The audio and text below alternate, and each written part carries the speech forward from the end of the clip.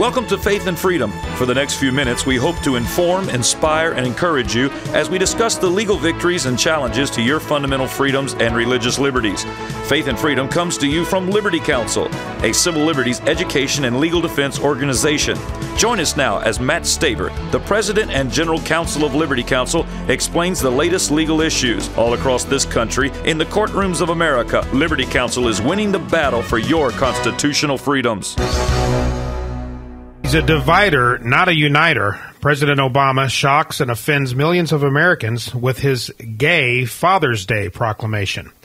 I'm Matt Barber, Director of Cultural Affairs with Liberty Counsel and Associate Dean with Liberty University School of Law. In for Matt Staver today, and joining me in studio once again is Sean Akers, Dean of Liberty University's Helms School of Government and Policy Analyst with Liberty Counsel. Well, Sean, as has happened for decades on end, President Obama, like many administrations before him, put out a proclamation on Father's Day to really honor fathers around the country. Now, this proclamation, for the first time in American history, a president talked about all the different types of families. Now, this is, of course, a liberal talking point.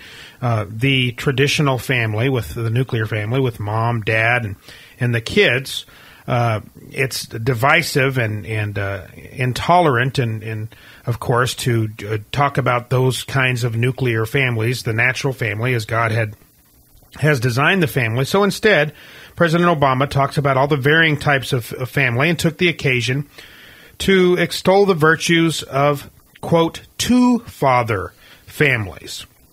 Now, of course, to anybody listening right now and anybody with a modicum of intelligence understands that it is a biological and spiritual impossibility for a child to have two fathers.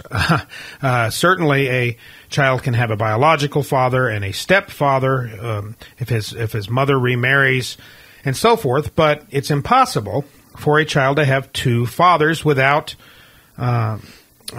using proper and necessary biological mechanics in order for the procreation to occur. Well, in his proclamation, President Obama took the occasion to put political correctness ahead of really honoring fathers and the family, the true family, the natural family on Father's Day, in order to make a political point, and he did so once again, I think, in order to appease this radical pro-homosexual lobby. You know, Matt, there are some things that are political and some things that aren't. Most administrations have recognized and actually relished the opportunity to embrace something that is apolitical, that is something that is a good personal interest story that people like to hear.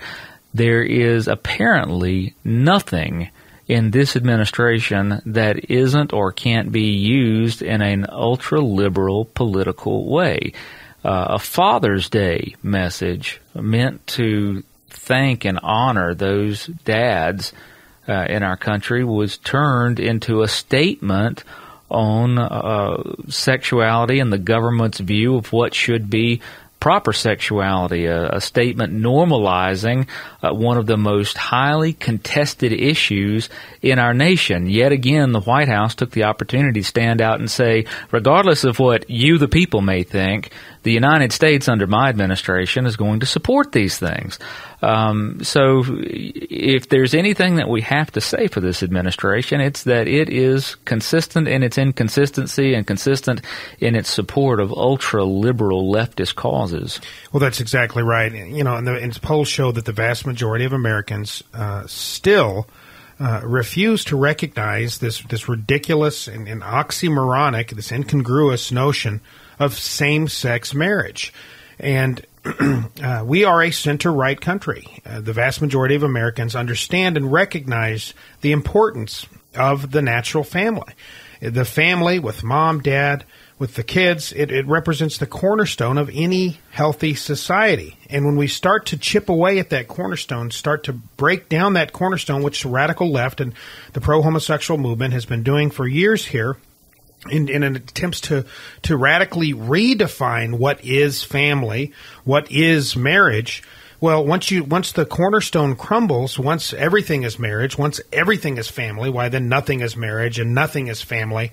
And that fundamental cornerstone that holds up any healthy society, society comes crashing down upon it. And so, we expect this type of silly and incongruous rhetoric, this nonsensical talk of two fathers and a family. We expect that from your Hollywood types, your radical leftist types, your pro-homosexual activist types who, really have scales over their eyes and would seek so desperately to justify what is an immoral and objectively unhealthy lifestyle. But we expect much more from our president, from the leader of the free world, from somebody who purports to stand in the gap on behalf of all Americans. And what he has done here is the president has once again divided. He has angered and upset the vast majority of Americans, I think, in order to appease a tiny minority.